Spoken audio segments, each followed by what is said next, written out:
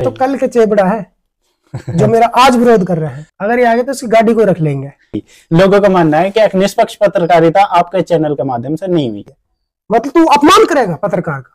नहीं, अपमान क्या होगा? नहीं, मीडिया का अपमान करेगा इसमें तो सबसे बड़ी गलती मैं मानता हूँ मुख्तियार की है।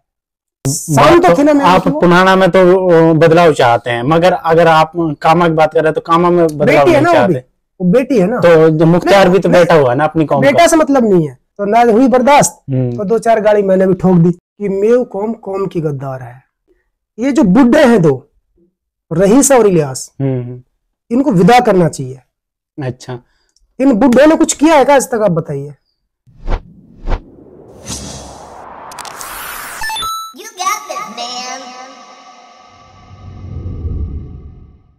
अस्सलाम वालेकुम दोस्तों, स्वागत है आप सभी का सलमान टॉक्स के एक नए एपिसोड में। और आज हम आपकी मुलाकात कराने वाले हैं बहुत ही इज्जत और एहतराम के काबिल और मेवात को एक आवाज देने वाले और बेबाक निष्पक्ष एक पत्रकार से। और वो पत्रकार कोई और नहीं, वो हमारे अरशद भाई हैं।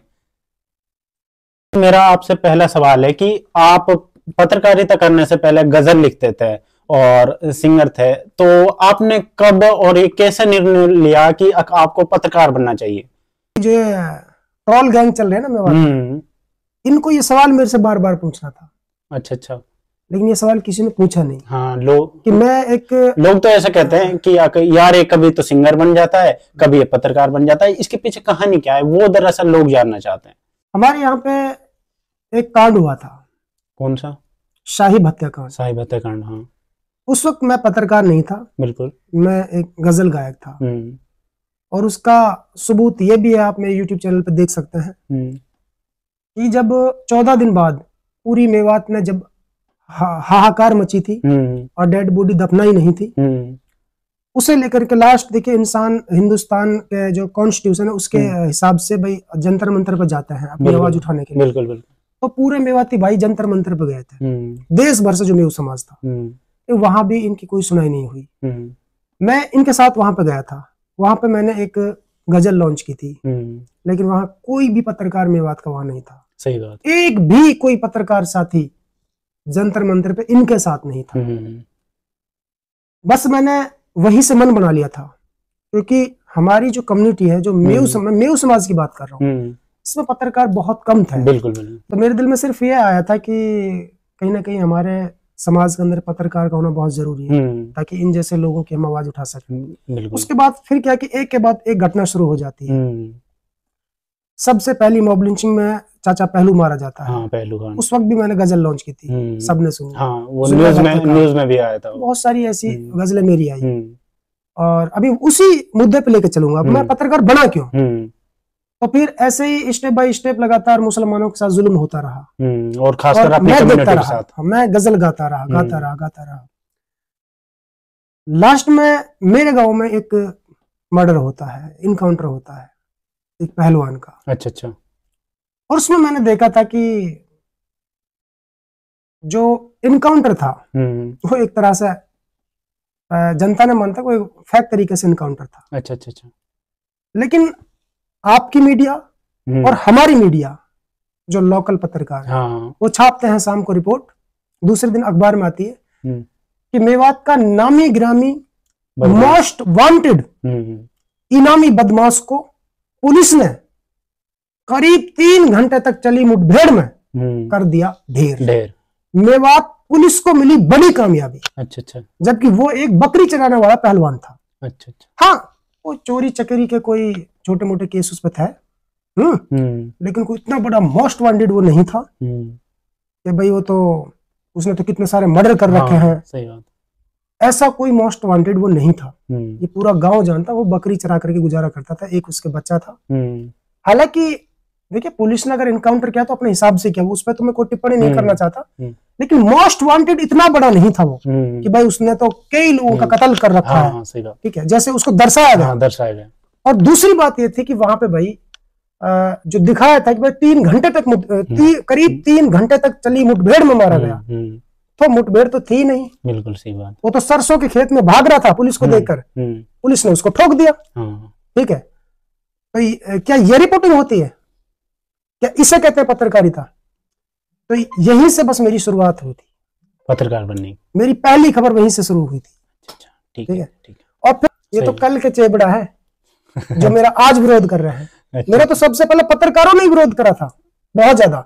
अरशद भाई, मेरा अगला सवाल है कि पत्रकारिता के इस पीरियड के दौरान आपने कोई ऐसा मुद्दा उठाया जो आपसे पहले कहीं नहीं था, आपने अपने चैनल पर उठाया, उसके बाद वो नेशनल लेवल पर एक ट्रेंड बन गया? जी, कि मेरी पहचान सिर्फ मुद्दों से ही जुड़ी है। मैं हमेशा विवादों में रहा हूँ। बिल्कुल। वो इसलिए कि आपके सामने खेड़ा खलीलपुर के अंदर हाँ। अच्छे खासे नौजवान को, एक बॉडी बिल्डर था, उसका कत्ल कर दिया गया था। और जो हमारा विशेष समुदाय था, उनके कुछ मन चले जो लड़के थे, उनका चैलेंज भी था कि है किसी में दम जो माई का लाल इधर आ जाए, हाँ, उनकी आवाज उठाने की। हाँ। उन्होंने स्टोरी भी लगाई थी और यहाँ तक कहा था मेरे लिए तो कि अगर ये आगे तो उसकी गाड़ी को रख लेंगे। नहीं, इस बारे में मैं भी बताना चाहता हूँ कि मैं उसमें खेड़ा खलीलपुर जब आप कवर करने गए तो मैं आपके साथ था। ये ऐसा नहीं है कि भाई मैं सर के पास आया हूँ और इसलिए बोल रहा हूँ। बाकी जब तक खबर ना लगाई, 24 घंटे हो गए डेथ हुए, कहीं मीडिया चैनल पे नहीं, बस लोग फेसबुक स्टोरी पे डाल रहे, कहीं भी नहीं। तो सर गए, वहां के बाद सर ने कवर करो, फिर दिल्ली से एक कंपनी का फोन आया, मीर फैसल को आप पास कॉल आयो, आपने वालों पूरी डिटेल दी, मीर फैसल ने ट्विटर पर आवाज उठाई और वहां के बाद नेशनल मीडिया में ट्रेंड में आयो और वहां पे फिर कार्रवाई भी हुई है और अभी तक भी कुछ लोग जेल में। हाँ, उस गांव में जाने के लिए दोस्तों कोई रास्ता नहीं था, क्योंकि जब दो कम्युनिटी के लोग आमने सामने आ जाते हैं ना, तो पुलिस भी चकमगा जाती है। बिल्कुल, बिल्कुल। पुलिस भी घबरा जाती है, भाई करें तो क्या करें। मैं था, मेरे याद है वो मसला। हम जाए तो जाए कहाँ से? तो मैं रेवासन और घासेड़ा के बीच के जंगलों से अपनी एल्टो गाड़ी को ले गया था, साड़ी खेत है, डोल डपाड़। हाँ, सही बात। आप जैसे काफी सारे भाई मेरे साथ चल रहे थे, सैकड़ों लड़के कोऑपरेट कर रहे थे। हाँ, बिल्कुल। लेकिन कोई पत्रकार वहां नहीं पहुंचा। मैंने हिम्मत करके एक मजलूम की आवाज वहां उठाई थी जाके। और बाद में वो नेशनल मुद्दा बना। और सलमान भाई, आसिफ कांड के अलावा भी जब से मैं मीडिया में आया हूँ, मैं लगभग 2017 से आया हूँ, एक भी कोई मुद्दा ऐसा नहीं मेवात का जो सबसे पहले और सबसे बुलंद आवाज में मैंने न उठाया हो। हाँ।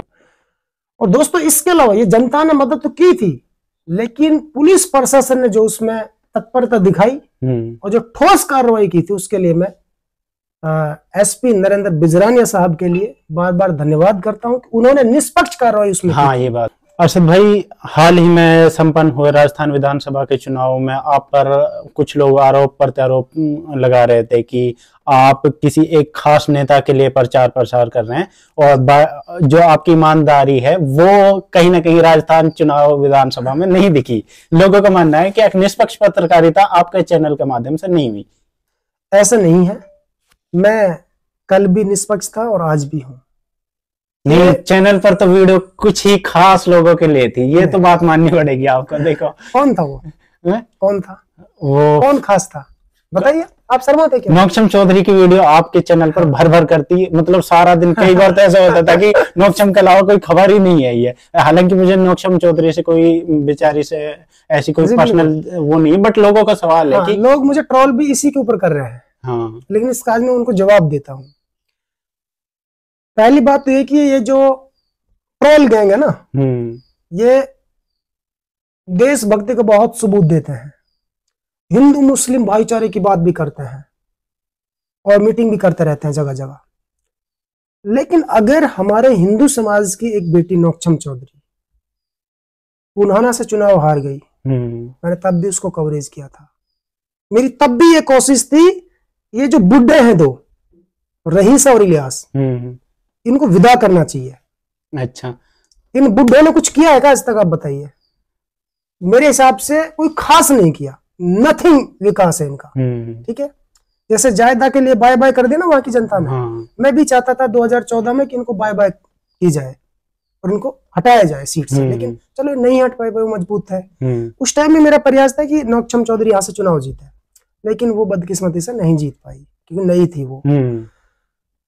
और अब जब चुनाव उसने लड़ा कामा से, आप बताइए, मैं एक मुस्लिम हूँ और पत्रकार की हैसियत से मैं सबका हूँ। पत्रकार का कोई खास धर्म भी नहीं होता है। ठीक है, अगर नौक्षम चौधरी मैदान में नहीं होती तो आपको लगता है कि मैं वहां बीजेपी का प्रचार करने जाता? आप दिल से बताइए ना, ये बात तो नहीं लगती। लगता है कि किसी को भी नहीं लगेगा, क्योंकि जब जनता कांग्रेस चाह रही है तो मैं भी शायद कांग्रेस की तरफ इशारा करता, क्योंकि मैं भी चाहता कि भाई अगर अच्छा विकास कराया है अशोक गहलोत जी ने, सरकार आ जाए तो क्या बुरी बात है। लेकिन सवाल यह है, मैंने प्रचार बीजेपी का नहीं किया, मैंने प्रचार किया था अपनी बहन नौक्षम चौधरी का, क्योंकि वो मेरे तो इस प्रचार वो मेरे पैतृक गांव बीसरू के पैमा खेड़ा एक गांव है जो कि नंगड़ा हमारे गांव का, उस गांव से बिलोंग करती है, वहां की वो लड़की है और हमारी डैमरोद पाल से वो आती है, ठीक है। इसलिए मैंने उनका थोड़ा सा हौसला बढ़ाया था, और वो इसलिए बढ़ाया था क्योंकि ये दो झगड़ रहे थे। जब इनको ये चाहते थे कि भाई ये जो सीट है, इस सीट पे कब्जा मुस्लिम का रहे या कांग्रेस का रहे, तो दो क्यों उतरे थे मैदान में उस वक्त। नहीं, थोड़ा लंबा करूंगा जवाब। उस वक्त सबसे बड़ी गलती मैं मानता मुख्तियार की है। मुख्तियार की इसलिए है, या तो मुख्तियार पहले ही इस बात का खुलासा करता कि मैं आजाद उम्मीदवार चुनाव लड़ूंगा, टिकट के लिए क्यों भागा था। सुनिए बात पूरी, और काटना मत है। नहीं काट रहा। उसने टिकट के लिए हर जद्दोजहद की, और सबने की मिलकर के जायदा को जलील रुसवा करने में कोई कसर नहीं छोड़ी। और इस बेवकूफ लोगों को ये नहीं पता, ये बात मैं मुख्तियार के लिए नहीं बोल रहा, ये उन ट्रोल करने वाले उन लोगों के लिए बोल रहा हूं जो जिनकी सोच नेगेटिव है। उनको ये नहीं पता कि मंत्री जो जाहिदा खान है पूरे हिंदुस्तान में, या आप भी सुन लो, आप पत्रकार हैं, पूरे हिंदुस्तान में मेव समाज की पहली बेटी है जो 2 बार विधायक बनी है, मंत्री बनी है। बिल्कुल समझ रहे हैं ना। पूरे हिंदुस्तान में अगर उसने विकास कराया या नहीं कराया, अगर वो बन जाती तो क्या बुरी बात है। तो आप पुराना में तो बदलाव चाहते हैं, मगर अगर आप कामा की बात कर रहे हैं तो कामा में बदलाव नहीं चाहते। वो बेटी है ना, तो मुख्तियार भी तो बैठा हुआ है ना अपनी कौम। बेटा से मतलब नहीं है। उस कांग्रेस का टिकट क्यों मांगा था उसने? जब उसको टिकट पार्टी ने दिया नहीं तो फिर क्यों चुनाव लड़ा? पहले नहीं पता था कि एक कद्दावर नेता सामने टिकट लेकर के आई है। तो फिर इस तरह से नहीं, मैं आपको नहीं पता, आप ही बताइए, पहले ये नहीं पता था कि 2 चुनाव लड़ेंगे तो हारेंगे? ये तो जाहिर सी बात थी। मैंने उसमें कवर करने गया था, मैंने उसको कवर किया था। मैं एक दिन में गया था, मुझे पता चल गया था कि नौक्षम चौधरी उधर जीतने वाली है। वो तो साफ दिख गया था जब 2 लोग लड़ रहे थे। वो कहते हैं कि 2 बिल्लियों की लड़ाई में एक बंदर फायदा उठाता है। क्षेत्र के लोगों से जो मेरा विरोध कर रहे थे कि आप जो मेरे को घेर लेते थे हजार आदमी, अच्छा, और नारेबाजी करते थे कि आप मुख्तियार की खबर लगाओ, तो मुझे पता था कि हाँ ये लोग मुझे पसंद करते हैं, ये चाहते हैं कि मुख्तियार का प्रचार प्रसार करूं मैं। लेकिन मैंने उनसे कई बार ये कहा कि यही सवाल आप मुख्तियार से जाके करो कि आप चुनाव लड़ रहे हैं, कि आपको ये नहीं पता कि मेवात में सबसे बड़ा न्यूज चैनल कौन सा है, ठीक है। तो आप जब और लोगों को बुला रहे हैं, आप फोन पे में पैसे डाल रहे हैं, मेरे पास सबूत है किन किन लोगों को उन्होंने फोन पे करे हैं। मैंने पैसा नहीं मांगा उससे, लेकिन उसने मेवात आज तक को तवज्जो इसलिए नहीं दी थी क्योंकि उसकी गैंग ने उससे मना किया था। वो गैंग थी जिन्होंने मेरा विरोध सुनहरा बॉर्डर पे किसान आंदोलन के दौरान किया था। कुछ चंद पत्रकार थे और उसमें एक मुफ्ती सलीम था। ये लोगों को मिलकर के इन्होंने मेरा विरोध किया, वही गैंग चली आ रही है, उन्होंने उससे मना किया। इन आम वोटरों को पता नहीं इस बारे में, तो मेरी गलती थोड़ी थी। अगर मुख्तियार भाई कॉल करके बुलाते इज्जत से तो मैं जाता उनके पास भी, ठीक है। नौक्षम बहन इज्जत से बुलाती थी तो हमने उसका प्रचार किया। जायदा ने बुलाया तो जायदा के कौन कहता जायदा खबर नहीं, जायदा की तो दिखाई थी, मुख्तियार ही नहीं दिखे थे चैनल। मुख्तियार की क्यों दिखाऊं मैं? कहां गई फिर? एक बात बताइए, मतलब तू अपमान करेगा पत्रकार का? नहीं, अपमान क्या हुआ? नहीं, मीडिया का अपमान करेगा इसमें, तो जूते से चुनाव लड़ेगा। नहीं, अपमान कहाँ हुआ इसमें? क्यों अपमान नहीं है? कैसे? जब उसको ये पता है कि एक बच्चे ने मेवात की आवाज उठाई है, मेवात का इतना बड़ा चैनल खड़ा किया मेवात के लिए, तो वो उसने क्यों इन्वाइट नहीं किया? जब उसने सबको किया था तो मेवात आज तक क्यों नहीं किया? और फिर मेवात आज तक से क्या वो डंडे से काम कराएगा, जूते से काम कराएगा? ये तो किसी के बाप के जूते से काम नहीं करती मेवात आज तक, ये इज्जत से काम करती है। मैं खुल के कह रहा हूँ चैनल पे। हाल ही में आपको ट्रोल करने का एक नया माध्यम आया है, लोगों के पास वो कॉल करते हैं, रिकॉर्ड करते हैं, और आप जैसे कोई ऊंट पटांग बात कह देते हैं, फिर उसे सोशल मीडिया पर डाल देते हैं। ऐसे लोगों को क्या कहना चाहोगे? नहीं, असल में सलमान भाई मैं ऊंट पटांग तो कभी नहीं करता हूँ। कई बार क्या इंसान डिप्रेशन में आ जाता है। अभी जब चुनाव का पीरियड चल रहा था तो कामा से मेरे पास एक कॉल आ रही थी बार बार, तो वो कई दिनों से लगातार मुझे व्हाट्सएप पे वॉइस रिकॉर्डिंग भेजता था कि तू आना, तुझे गोली मार देंगे, तू नौक्षम का प्रचार कर रहा है, तू जायदा का कर रहा है। अरे मैं नौक्षम का करूं, मैं जायदा का करूं, मैं मुख्तियार करूं, तुम्हें क्या लेना इस चीज से? वो नेता है, मैं पत्रकार, अब इनको तो जाहिल लोग हैं ना, पता तो है नहीं, क्योंकि एक पत्रकार से एक नेता का सीधा संपर्क होता है चुनाव पीरियड में, ठीक है।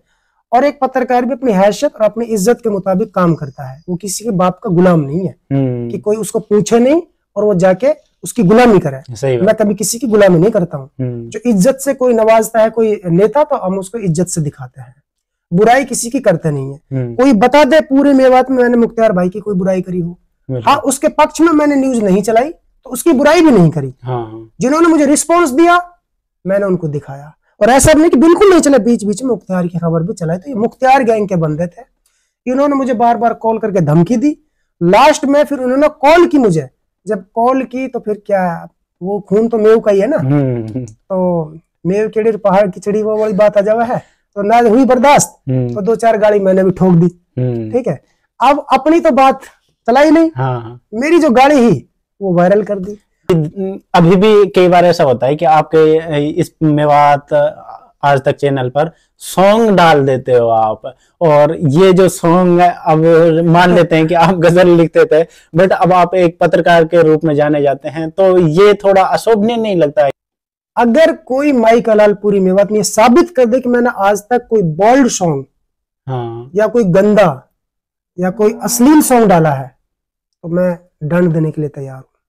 अगर देशभक्ति सॉन्ग चैनल पर डाला जाए तो आपसे पूछ रहा हूं क्या बुरा है? ना, बुरा तो नहीं है। अभी नियामत अजीज ने और हिना रावत ने एक गाना गाया था, पैसे मैंने उनको दिए थे, उन्होंने हिंदुस्तान पाकिस्तान के बंटवारे पे गाना गाया था, इतना रुला देने वाला गाना था वो। क्या वो गाना बेकार था? वो एक मैसेज दे रहा था कम्युनिटी के लिए कि कभी हमारे पूर्वजों ने ये धक्के खाए थे, उनके ये फाके गुजरे थे। अब इन बेवकूफ मूर्ख लोगों को, डैमेज लोगों को क्या पता, एक देशभक्ति गाना मैं डालता हूं तो क्या फर्क पड़ता है। फेसबुक या ट्रोलर गैंग को, जो एक ट्रोलर गैंग बनी हुई है जो हर किसी मुद्दे पे कोई ना कोई कमियां निकाल कर सामने आती है, उसको डिफाइन करना चाहें एक वर्ड में क्या बोलोगे उनको? बाबर बादशाह एक मुगल बादशाह था, और उन्होंने अपने एक लेख में लिखा है कि मेव कौम कौम की गद्दार है। अब उसने क्यों लिखा ये मुझे नहीं पता, मैं ये भी नहीं कहता कि मेव कौम कौम की गद्दार है, लेकिन उसने लिखा है ऐसा मैंने पढ़ा तो नहीं है लेकिन सुना है। तजुर्बेदार लोग बताते हैं वो इसलिए लिखा था कि उसका साथ नहीं दिया था यहाँ के लोगों ने, वो मुस्लिम शासक था, और यहाँ के राजा हसन खां मेवात ने उसको ठुकरा दिया था। बिल्कुल। शायद उसने इसलिए लिखा होगा। लेकिन इसके अलावा जब हम छोटे छोटे थे, स्कूल में जाते थे, तो कई बार जो अपने हिंदू समाज की जो महिलाएं, जैसे हमारे गांव में कुछ बनिया थे बाहर, मैंने ये देखा था कि कई कहते थे कि जैसे हम मेव है, तो कई जो शरारती तत्व थे ना, तो उनसे मेवड़ा कह देते थे, मेवड़ा कहते हैं, ठीक है। तब हमें बुरा लगता था, मतलब किसी से भी कोई बोलता था तो बुरा लगता था। लेकिन आज समझ में आता है कि जो मेव है ना, 2 प्रकार के हैं। एक तो ओरिजिनल मेव है जो अपने किसी भी कम्युनिटी के बच्चे को मतलब सपोर्ट करता है, बढ़ते हुए देखना चाहते हैं, उससे देख के खुश होता है। और एक जो मेवड़ा सब चला रहा है, ये मेरे हिसाब से मेवड़ा है जो आप ट्रोल करते हैं। ये जो है, नहीं मेरे को ट्रोल नहीं करते हैं, बता किसको ट्रोल नहीं करते? ये सबको ही करते हैं। किसको नहीं करते? ये सबको ही करते हैं, ये हर किसी को ट्रोल करते हैं। मैं अब उन भाइयों का, उन बहनों का नाम नहीं लेना चाहता हूँ जिनको इन्होंने ट्रोल कर करके ऐसा कर देता कि वो जहर खाने की नौबत आ गई थी उनकी। लेकिन हम तो पत्थर दिल के इंसान हैं, हमने तो कभी ऐसा सोचा नहीं। हमारी तो गाड़ी पूरी तोड़ दी थी, बिल्कुल 4 बार हमले कर दिए, गोलियां हम पे चला दी है, गाड़ी का टायर तक फाड़ दिया, लेकिन फिर भी हम शेरों की तरह चलते हैं फील्ड में। सामने कोई आता नहीं है, बुज़दिल इतने हैं कि कभी सामने आते ही नहीं है। सिर्फ फेसबुक पे अपने बीड़ी चुर्री खाते रहते हैं और कमेंट लिख देते हैं बस जो मन में आता है। सही बात है। हम यही जानना चाहते हैं कि आप कितना अर्न कर लेते हो एज ए यूट्यूबर? अगर हम बात करें तो यूट्यूब और फेसबुक से आप मोनेटाइजेशन से कितना अर्न कर लेते हो? देखिए, मेरी जो सबसे ज्यादा सैलरी आई है वो 7.5 लाख रुपए आई है 1 मंथ की। मैं सुनिए मेरी बात, आपको हंसी क्यों आई भाई? यकीन नहीं हो रहा, मतलब इतना भी कमा रहे हो आप। मैं बताऊंगा ना आपको,